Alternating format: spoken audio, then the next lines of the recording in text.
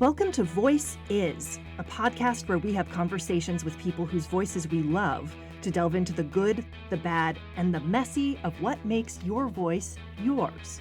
I'm Julie Fogg. And I'm Casey Erin Clark. We're co-founders of Vital Voice Training, a voice, public speaking, and communication coaching company out to change the conversation about what your voice is supposed to sound like.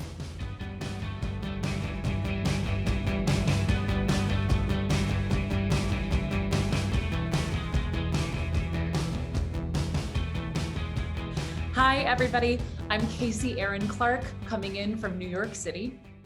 I'm Julie Fogg, coming in from San Francisco, and we are shaking up our usual format for Voice Is for the month of January to bring you a three-part series on one of our favorite topics, executive presence. So if you've been hanging out with us for a while, you may know how we feel about that term. But for anyone who is new to Vital Voice Training, here's a little about why we love to talk about executive presence. We founded VVT in 2014 at the height of what I like to call the great moral panic over vocal fry. Vocal fry, which sounds like this. It was just the latest issue for the world to criticize women's voices and communication about, to declare them unfit to be taken seriously as intelligent, capable leaders. Over the years, those issues change, but the articles about how women sabotage themselves with one vocal or language or communication issue or another have not stopped. The message is clear. Women, your voices and communication styles are broken. That's why people don't listen to you. And if you want to be taken seriously, you will fix yourself ASAP. The old solution to this problem is to do your most credible imitation of what real leaders look and sound like, to put on your serious voice. You might be able to picture that leader in your mind, and we can take a wild guess as to who that leader looks like. The fancy term for what leaders look and sound like is executive presence. Old-fashioned voice and public speaking coaching was all about how to get that imitation of leadership and confidence right. The right hand gestures, the right tone, the right words, et cetera, et cetera, et cetera. And we were completely uninterested in teaching people ways to get communication right. Right has nothing to do with right. It has to do with what's most familiar and recognizable. It's the way it's always been done. So instead, we're looking for what's effective in this new and changing world. So let's take this back to you and wanting to be seen as the leader you know you are or can be. Let's talk about your executive presence. If you've ever been in a situation where you've been told you didn't have it, that shameful moment, you may have been given a solution like just sound more confident or just be yourself. Or even be told you don't have what it takes to be a leader, which is patently untrue. So in true VVT style, we're going to unpack this knot and we're going to lift up the hood, take a little bit of a glimpse underneath to look at some of the specific problems we've identified with this use of the term executive presence. Problem number one, the definition of executive presence is nebulous, to say the least. It's one of those soft concepts like presence or confidence or professionalism. You know it when you see it, or most often when you don't. But of course, who's doing the seeing is what matters here, because success is in the eye of the beholder. That beholder may hold incredible power over whether or not you advance in your career based solely on their impression of you. And they may never have examined why they believe what they believe that leaders look and sound like. So for those of you who are trying to portray executive presence, it's pretty much impossible to hit a target when you don't know what that target is. And scrambling to get it right for the gatekeepers, it leaves most of us exhausted, frustrated, and really disconnected from the moment at hand. Problem number two, executive presence advice is either super general or wildly specific. We've all seen the articles and the books and the how-to guides, right? Like, be calm, cool, and collected. Well, according to whom? Like, that fuzzy, I know it when I see it definition, success and failure, as Casey said, is in the eye of the beholder. And one person's cool and collected is another person's ice queen. So how do we take effective action or practice when we don't have a clear direction? Huh. And then there's the other side of the advice, this pinpoint precise checklist kind. Here's an example from the top result we got when we Googled body language for executive presence. Warmth and openness are demonstrated by rotating hands with palms up at about a 45-degree angle, a way of indicating that you have nothing to hide. Moving your hands and arms away from the front of your torso is another way of indicating sincerity and security. Authority is shown by rotating your hands palms down, a nonverbal way of saying, hold that thought. The steeple gesture, where the tips of your fingers touch but your palms are separated, is a sign that you're sure of what you're saying. As such, it can be very effective when you want to emphasize a certain point. This kind of wildly specific advice might be easier to learn or take action on, and we do see people who love that kind of advice because of that. But listen up, friends. Attempting to follow this kind of advice most often results in crippling self-consciousness. Seriously, how effective do you think you're going to be at demonstrating leadership while measuring what angle your hands are at, or remembering which direction you're supposed to rotate them in this specific moment? Problem number 3, both definition and advice are context free. They ignore both who you are and the situations that you exist in, and they ignore how the same actions and attitudes and gestures on two very different people will be perceived differently, even in the same situations. And they ignore that someone may follow every piece of executive presence advice they can get their hand on to the letter, but the decision maker in the room may not receive it well. Basically, it presents clear-cut solutions for a world that doesn't actually exist, in that what worked for me will work for you, survivorship bias kind of way. That means for most of us, this advice carries with it inherent contradictions and impossible double binds, and very little of this advice allows for the complexity of being a human around other humans in a meaningful way. And here's the thing. Executive presence is not the same thing as leadership. Executive presence is a costume. And for so many people, it's a costume that doesn't fit very well because it's based on this murky sea of bias and old-fashioned standards of what leadership is supposed to look and sound like.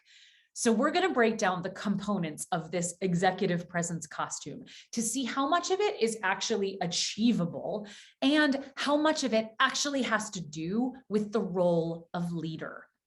We've put this plethora of advice into 3 categories: polish, poise, and power. And over the next 3 weeks, we're going to be breaking those down for you. We're going to be digging in, we're going to be looking at the problems, and we're going to be giving you some new tools to do this in a new, fresh way that feels a little bit more like you. Because here at Vital Voice Training, we are all about expanding the definition and changing the conversation about what leaders look and sound like.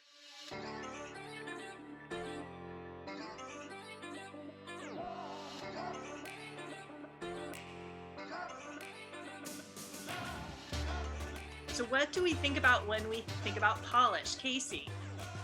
I think of wearing the right audition outfit. I think of the casting director who told me he'd never hire a woman who didn't wear pantyhose to an audition, because an audition is a job interview and you're not appropriate if you were bare-legged. This was like, by the way, the early 2000s.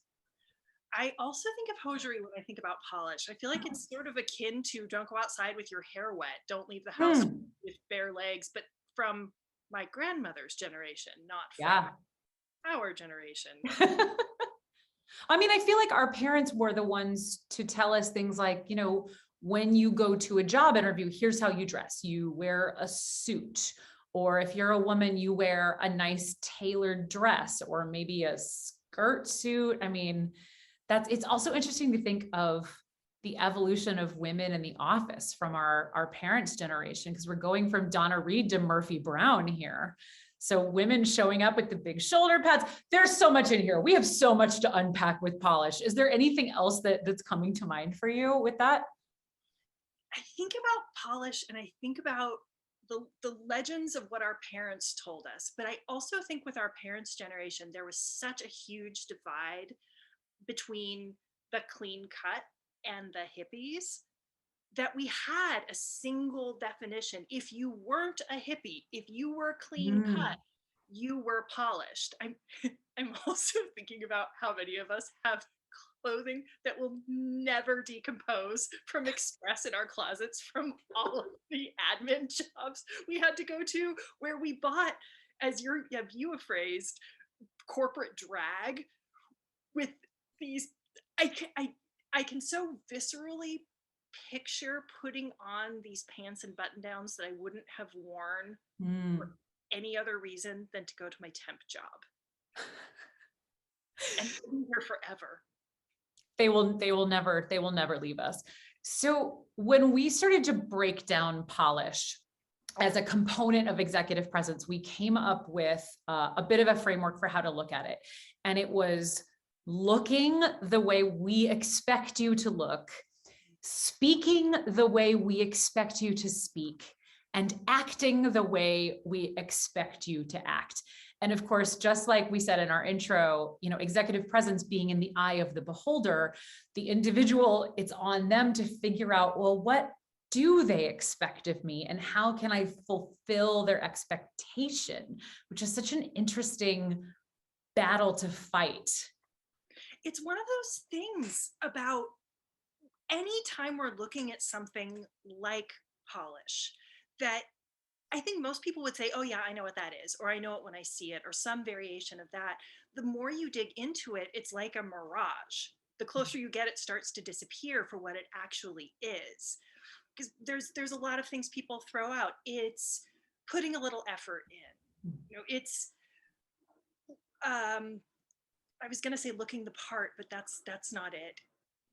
It is kind of looking the part, though. I mean, that goes back to our idea of executive presence as the costume, the costume that for some people, particularly if you are not part of a very, very narrow demographic of humans that look like the leaders that we've had for decades and decades and decades, it's going to be really hard for you to get to that place of, oh, this is how I expect them to look, speak, and act.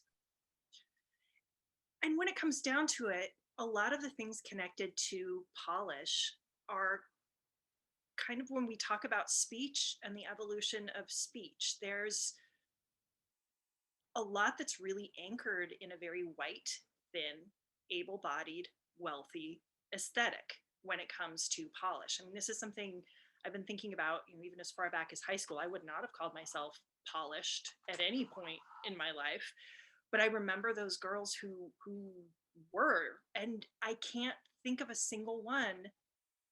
It was very straight hair, very glossy and shiny, really perfect but airbrushed looking makeup, even before the airbrush trends that we see today. It was a kind of fashion that if you had a body that fit clothes off the rack, you could then hope to be polished.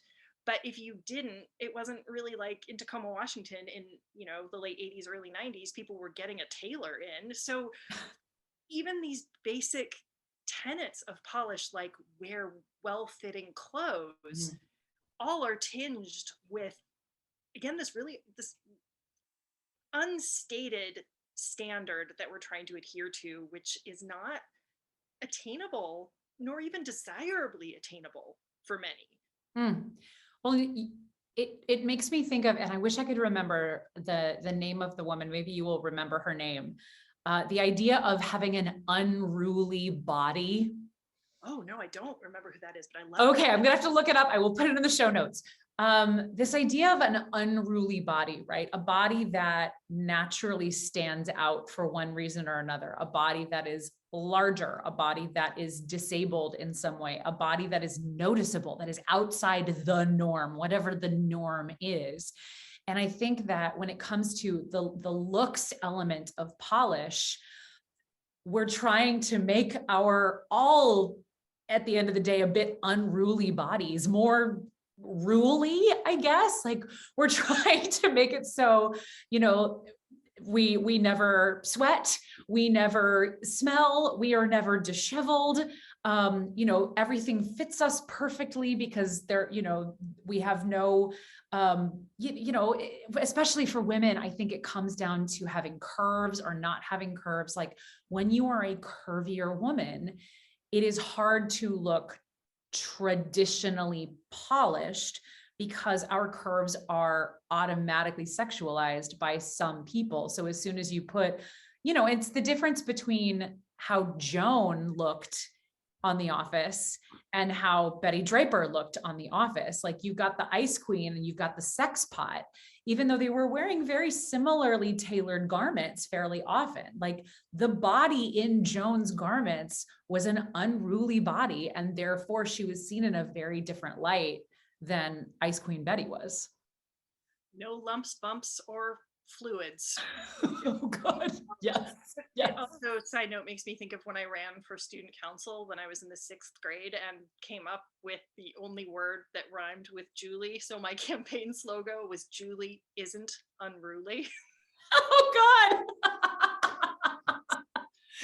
So we talk about, this idea of taming our unruly bodies, and you brought this up earlier of how this idea of clean cut, and we talked about this morning. So I want to throw it to you to talk about this idea of clean cut and sort of a uniformity of presentation and how that manifests in the workplace. It's just something I've been thinking about lately. With polish, not having lumps, bumps, or fluids. So great. It seems to me that polish even in like the geological world is about getting rid of the edges of your surface to make something smooth and therefore a blank slate. And I was thinking about polish in almost a way of a military style, corporate soldier way, that the more polished we are, the more we become a neutral palette that other people can place their ideas and expectations on. And that it really does turn corporate America into much more of a direct metaphor to drone bees and that sort of thing than I think we're comfortable admitting. And I'm not entirely certain that's accurate.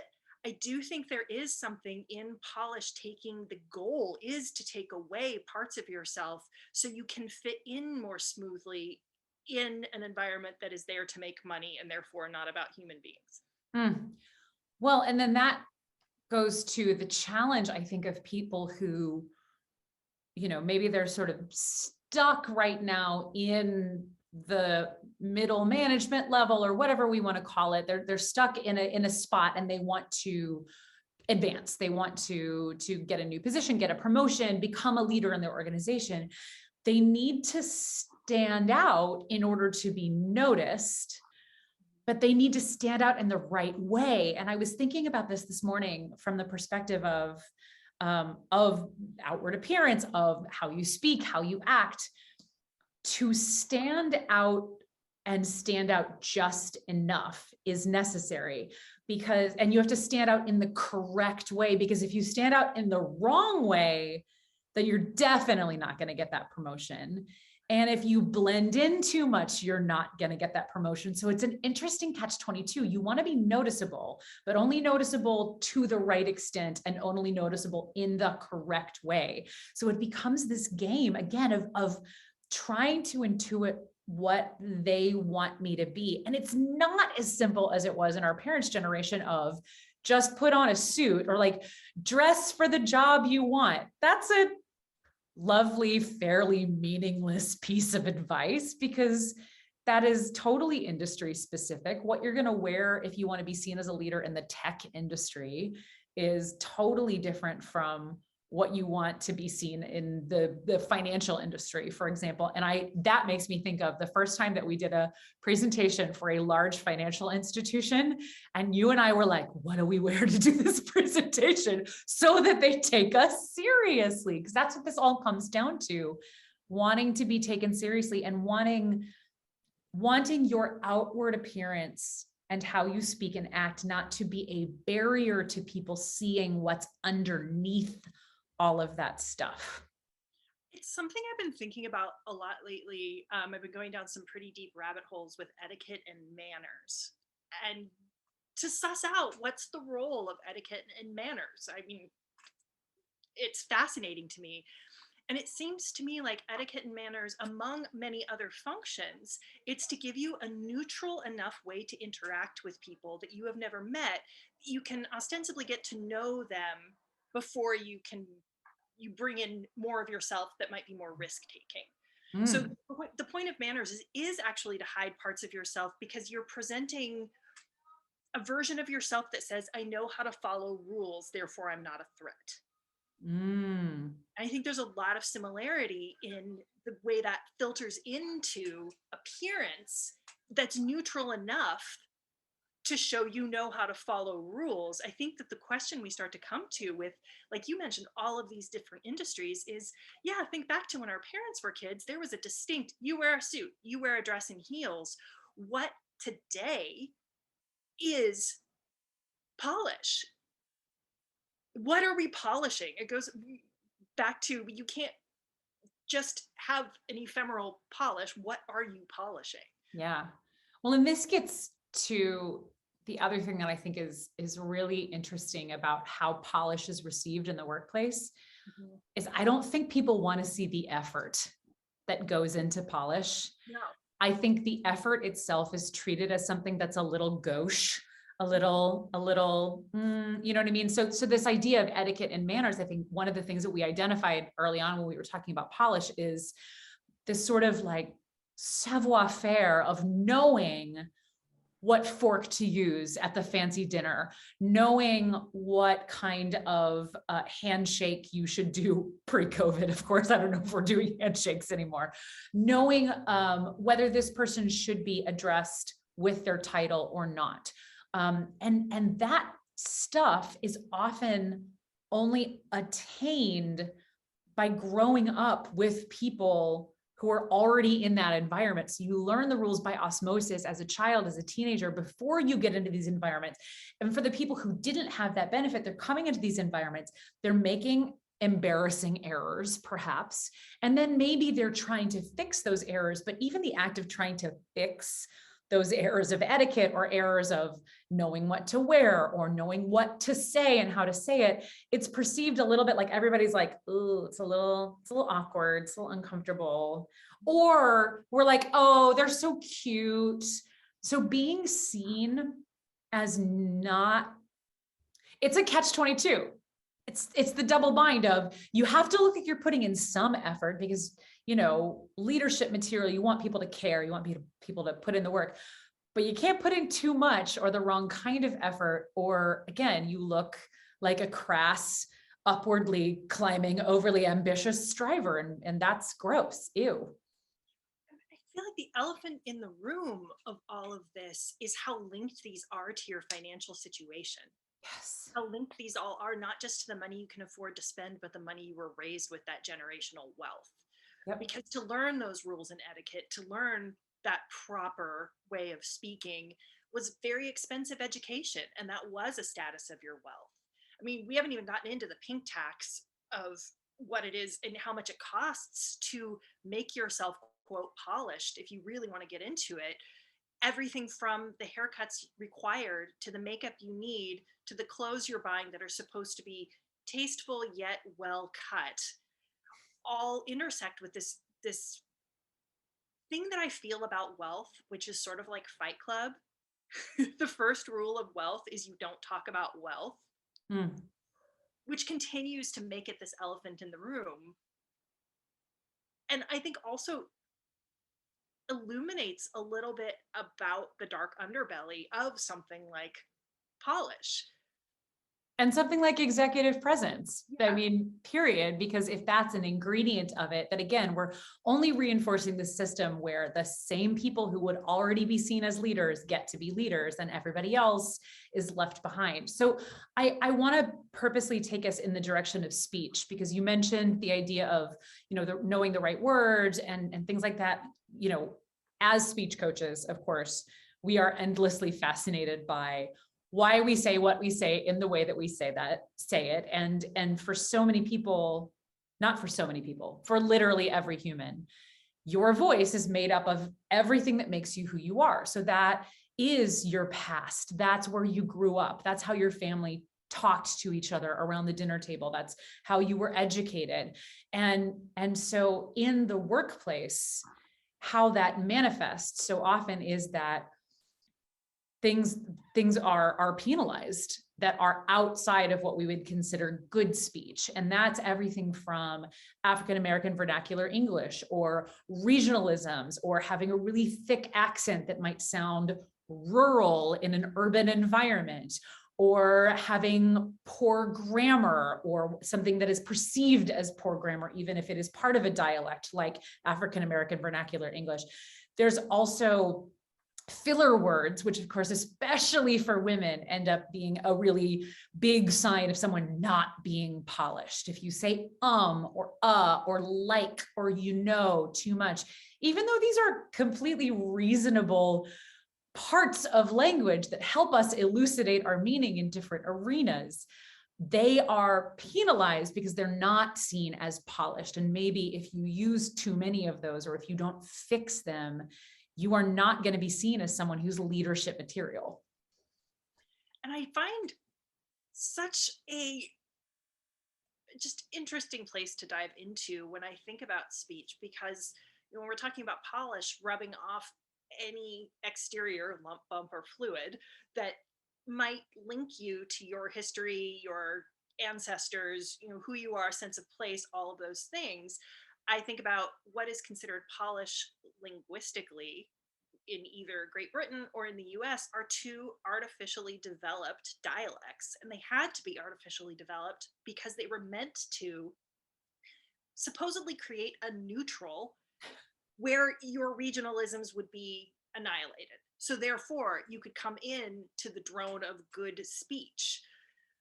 And I don't think people necessarily recognize it's the same thing when you're talking to someone from Australia and they say you have an accent. They're saying right back to you, you have an accent. When we're looking at what the neutral is of speech, we happen to live in a nation that has had most of its entertainment come out of either LA or New York.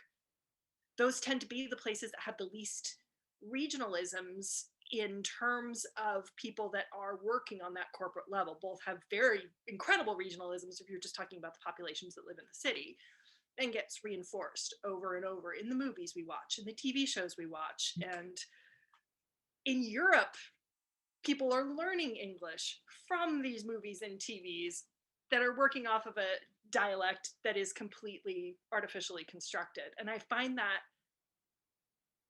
fascinating, and also such a large part of why we started Vital Voice training, in that your regionalisms, your parts of you that sound like where you're from, to me, are so fucking powerful and build connections and bring people on. And yet, I would think you would agree with me, and I'd love to hear you talk about your experience with this. So many of our clients are coming to us asking if we can basically plastic surgery those parts out of them so they can just succeed. Definitely. I remember going to church camp in my teenage years in Texas. And a lot of the kids at the church camp were from Texas. And I remember the day that one of the girls came up to me and she's like, "Y'all talk like them news reporters." I was like, well, at the time I didn't know enough to be like, well, actually my Midwestern accent shares a lot in common with our constructed neutral of American speech, but we also have our regionalisms. Like the one that my husband makes fun of all the time is when I say groceries, with like that in the middle, groceries. So maybe that's not just in the Midwest. Okay. Yes. No, I always find it weird when I hear people say groceries. There you go. See, what one person's ear picks up as odd and different is not necessarily what everybody's going to pick up as out of the ordinary or not normal. The thing that the more that I dig into linguistics, the more that I come back to the same theory. And I think at this point, it's a very well studied theory, which is that teenage girls are our linguistic innovators. They are the ones who make up slang, who try different vocal mannerisms. And part of it is the way they socialize with each other. And with this idea of wanting to be seen as unique, but also wanting to create kind of tribal identities. So the linguistic innovators, teen girls, while the speech is only in their communities, it is vilified. It is seen as unserious. It is seen as unintelligent. I mean, think about the Valley Girl judgments of the 90s. You know, we look at the movie Clueless, and we think about, and I've heard plenty of business type people bemoan the Valley Girl style speech and how it's just so annoying and it's so awful, right? When that filters into the general population, as it inevitably does, those speech patterns often become fully integrated into the full population and the way we talk. I would venture a guess that not a single current CEO on the planet, when they speak in a casual environment, and even when they speak in a formal environment, are like free. People use like in the colloquial sense all the time, all genders, all ages, we all do it. But when it was the province of teenage girls, again, it was vilified. It was seen as gross and unserious and lame. And why are they ruining speech? So I just find that so fascinating that language is always evolving. But just like any other generational gap, I think the generation that's currently in power looks at the younger generation and goes like, ew, what are they doing? That's so weird. And so I don't get it. You know, so that's my spiel on linguistic changes and innovation. And most of it is to say, friends, if you're freaking out about the number of filler words that you use, if you've gotten feedback around that, filler words are not the death of your gravitas. I promise you, there are ways that we can work on figuring out where those filler words are coming from. We can work on creating alternatives for those filler words, but the filler words themselves are just a natural way of speaking that is completely legitimate.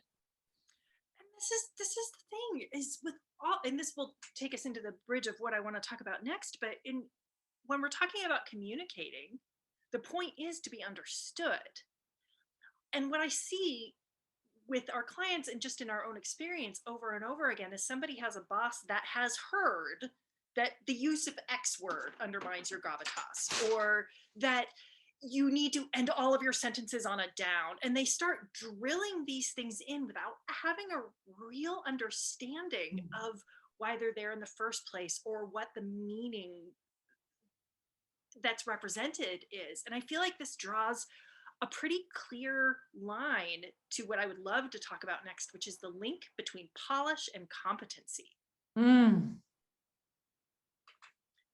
I see repeatedly, I'm a big fan of Ask a Manager, and her column, and reading that, and you will often see somebody talking about how they present themselves can undermine their ability to get promotions if it doesn't meet the polish standard of where they're working. Now, granted, like, we're not talking about showing up in such an offensive way that you're crossing a societal line, but there really is this prettier people are more competent. And I think when we're talking about polish, and I use the term prettier people, I think that they're not all that separate from each other. They're not linked. They're yes. not linked. Yes. Yes. Yeah. So I because people come from the acting background where a casting director has been given such carte blanche over our lives that they can decide when you walk in whether you're eligible for a job based on if they see pantyhose on your legs. I feel like we do get to see extreme, but not too dissimilar from the corporate world. No. Polish and competency. Talk to me. Yeah, this goes back. So the idea of unruly bodies, Kate Mann, who's one of my favorite female philosophers out there, wrote an incredible piece for the New York Times recently about fatness, and particularly fat bodies, fat female bodies in the philosophical profession, and how you don't see many female bodies, and especially not many fat female bodies in philosophy. And she was comparing it to a few different ideas that we have around fatness, that fatness connotes laziness, that fatness connotes a lack of discipline, which how on earth could you look at someone's body and make a decision as to whether they are lazy and whether they are disciplined, except that we do it all the time. And even the way that we talk about intellectual arguments in philosophy, lean, muscular prose versus flabby, flamboyant prose. It's fascinating to me how that is so linked in our consciousness and our subconscious, that we can believe that we can look at someone and determine character traits from their outward appearance. Yes. Yes. And that's where this gets, frankly, offensive at levels, because we've talked about fat bodies, we've talked about a lot of different ways of going about this, but there, if you can't have curves, if you can't have boobs, if you can't have hips, if you can't have curly hair, we are talking about a lot of people being excluded, not just because of those body parts, because those body parts are very much associated with ethnic identities. Yes. And it becomes that polish is extremely exclusive when you follow that rabbit down the rabbit hole. Polish is a really efficient way of upholding white supremacy. Yes, that is to put that big old freaking stake in the ground. There it is. Yep, that's exactly right. Yeah. So I want to get into our different tools where we can approach polish from perhaps a healthier place. But I think the first thing that we want to say is, we have discussions like this to elucidate the mess, not to solve the mess, because the conundrum of polish, the conundrum of executive presence is frankly unsolvable, because like much of human behavior and human socialization and communication and all of it, there's just too much at play for you to get a checklist of things to always get it right for different scenarios. And again, this is why we do power play, the course. This is why we teach individuals. This is why vital voice training exists in the first place, is because we don't believe in checklists. We don't believe in get all of these things right and you'll never have problems with your executive presence or your communication again, because that's not how communication works. Period. End of story. So with that in mind, Julie, what can we do about polish? We've put our minds to this, and we've been thinking about this a lot. And one of the core tenets that we've been working with at Vital Voice Training is there is no such thing as you separate from your given circumstances. There's not. It's an interaction between the two of those things. And I mean, I love the way you talk about given circumstances so much. I would love to have you talk about what I mean. Well, so for anyone who hasn't heard us talk about given circumstances before, your given circumstances is a theater term for the who, what, when, where, and why of your scene. You are looking at the landscape. You're figuring out what you can observe, what you can then make an educated guess about, knowing that it's always going to be a guess. It's never going to be the right answer. Like, it's pretty well impossible to confirm that. But we can, and dare I say should, think about the scene and the play that we find ourselves in, because Shakespeare wasn't wrong. All the world's a stage, and we as human beings go out into the world and we want to be seen a certain way. We want people to look at us and intuit certain things about us. As much as it's gross that people would look at your outward appearance and go, oh, I think I kind of know who she is. There is a fun aspect to that. Part of that is expressing your visual identity. It's how we choose to dress or do our hair or wear jewelry or whatever. I mean, otherwise we'd all just be wearing like shapeless sacks every day, I guess. So that's just one element of given circumstances, but there's so much to it. So Julie, I want to throw it back to you. Well, one of the elements that makes me think of is the element of costume. Mm. And, you know, and I think when it comes to the art of costume, you're the person who I look to every time. But what I want to say specifically about costume is I think what that allows us to do is separate our own sense of self, competency, etc., from the costume that we're wearing. So if we are criticized on not having, quote, polish, instead of going to, oh my God, I have 2 PhDs and I've done all of these things, what more can I do? You can start to reconfigure it to maybe this is a costume issue. Mm. I think that there's something really in that allows us to take it on deliberately, you know, until we fixed the larger mess, which is of course, you know, our goal in life, to be able to A, not take things so personally, but B, when you start to think about things as a costume, your relationship to them can change. One of the things that we think about when we're talking to people about steps they may not have considered preparing for big talks or interviews is to take every piece you're going to wear and put it on your body, down to shoes, so you can move around it, so you can rehearse in your costume. It's never an illusion that you're trying to do anything other than be in a costume, but you know how the pieces function. And I think that that's something that gets overlooked because these issues, they poke into such sensitive and deeply personal parts of ourselves. But if you look at it as a mechanical, I am seeing how I work within this costume like an actor would. That to me feels very important as a mindset shift going forward. I also really love the idea of very purposefully in your mind separating out the costume from you as a human being. Because I think especially as women, and especially, I mean, let's be clear, a lot of us during the pandemic have gained weight, our bodies have changed. I feel like I've aged a decade in the last 5 years. Julie and I are about to get new pictures, and I'm not gonna lie, I'm a little nervous about it. I'm a little nervous about seeing my body in pictures right now. But as I've been thinking about what I want to wear for our pictures, thinking about my body has inherent intrinsic inimitable value beyond how an article of clothing fits on it. So when we think about things like doing a dress rehearsal beforehand, so we can determine if this button-up blouse gapes a little bit in the front, or these pants slip down on my hips too much when I move.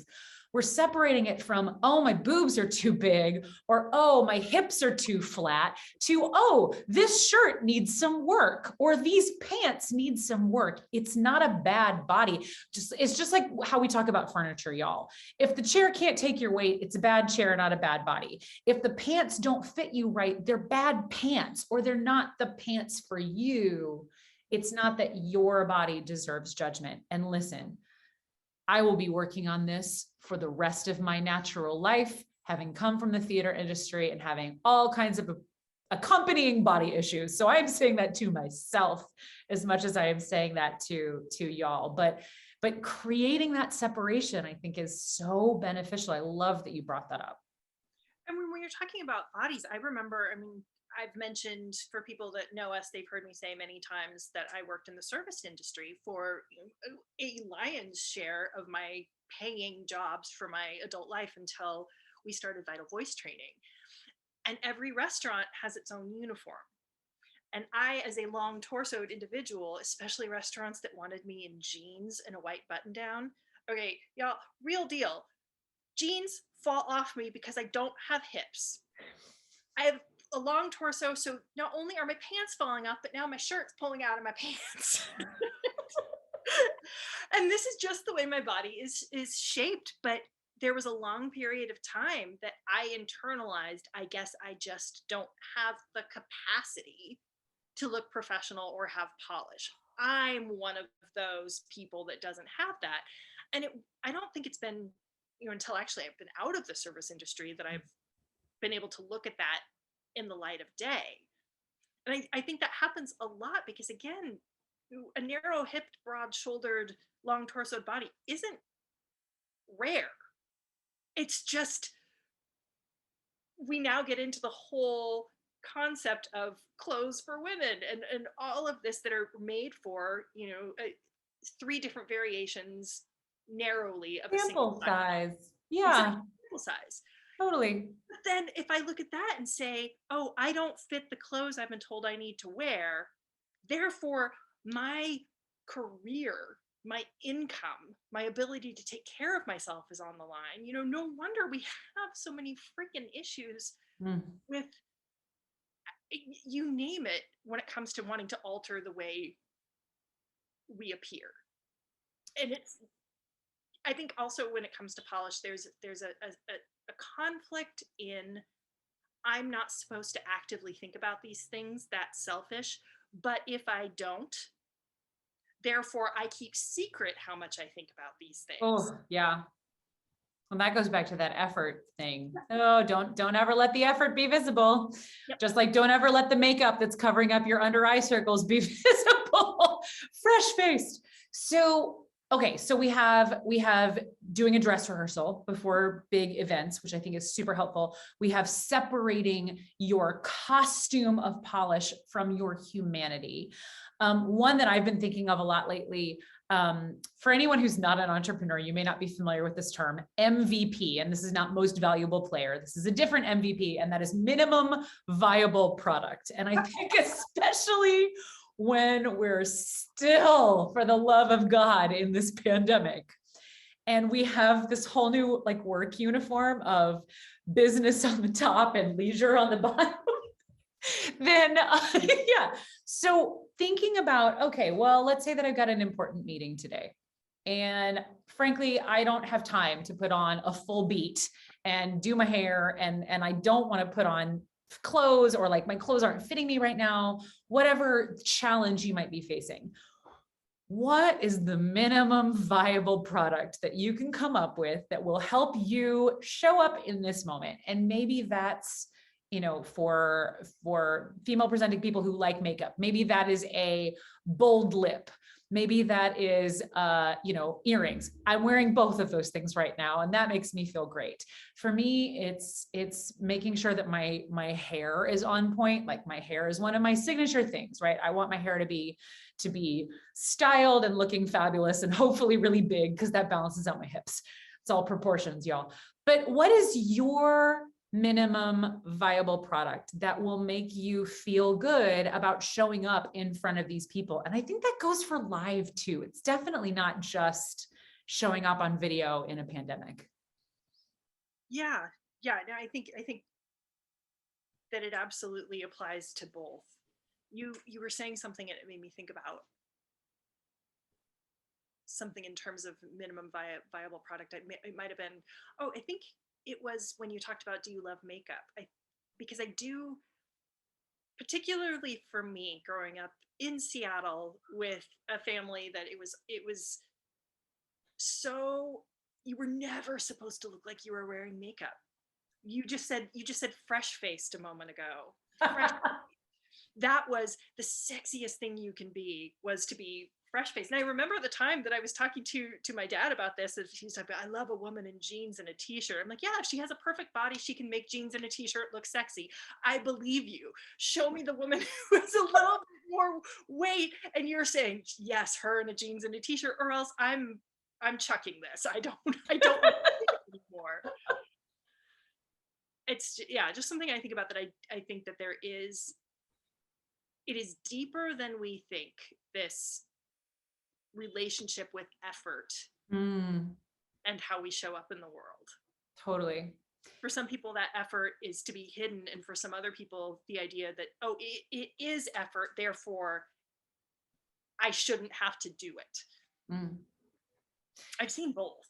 Oh, yes. Well, so I think to wrap up, speaking of effort, we brought up the idea of a dress rehearsal, but I think that, since it's not just how we look, it's also how we speak and how we act and how we present ourselves. If polish is the act piece of the three parts of executive presence that we're talking about, I want to talk about rehearsal in general, because I think that people have a lot of unhelpful ideas about rehearsal. I think that what we tend to see with our clients is people either being very under rehearsed in, I'm procrastinating on this, or I'm spending all my time making my slides beautiful and I will never have said the words out loud, or over rehearsed in that they are trying to have written a word for word script and they've taken themselves to the point of being robotic with that script. And there's so many other ways to rehearse in order to feel more free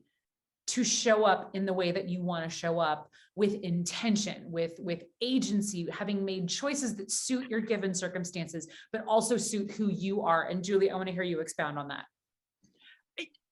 We are not taught how to rehearse. Mm-mm. One of my voice teachers used to tell me, practice doesn't make perfect, it makes permanent. And I think when we're talking about presentations, everyone wants to control everything they can control to the maximum of their capacity because there's so many other unknowns. What that ends up doing is basically freezing a presentation in amber, polishing off every bit of your humanity. So you stand up there not as a human to speak to other humans, but as a vehicle to execute the words you have given to yourself to execute. And that's not what rehearsal should be. What we are looking to rehearse, how are we connecting? Does the way I've chosen to connect feel good? Are there ways I can play around with that? I think, though, the most important part of rehearsal that gets overlooked, and I think this directly connects with polish, how we speak while nerves happen in our bodies. We can rehearse having feelings in our body, so when they come in, as they inevitably will, it doesn't feel like, oh shit, somebody let the spiders out of the barn. This is such a beautiful, beautiful kind of sneak peek about what we're going to get into next week when we talk about poise, which, if polish is how we act, poise is how we react. And we're going to get into even further into this idea of a constructed neutral, because let me tell you, folks, we are here to blow up the idea that there is anything neutral about being a human around other human beings. There is no such thing. So with that, Julie, is there anything else that we want to say about polish, or do we want to wrap it up here? I think important shifts that I would like to see happen in the world is that we switch away from what's right to what's effective. We talked about that in our intro. How can I be more effective instead of how can I hit their markers more? That's not an easy distance between those 2 points, but that is my desire to see us make that shift, because I don't think until we start connecting back to function and competency and skill sets and all of that, when it comes to our professional selves, we're ever going to make it out of this charade of, if I just show up looking right, I'll get what I want. Yeah.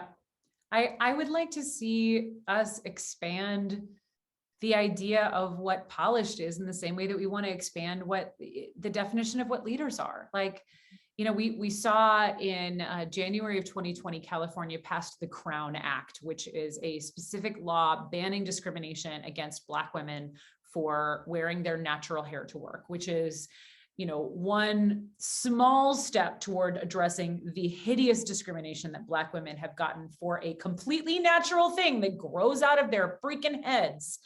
We have to continue to see more people step outside of the stock photography version of what an executive looks like. And let me tell you, if you search stock photograph sites for executive, you're still going to see the same old crap.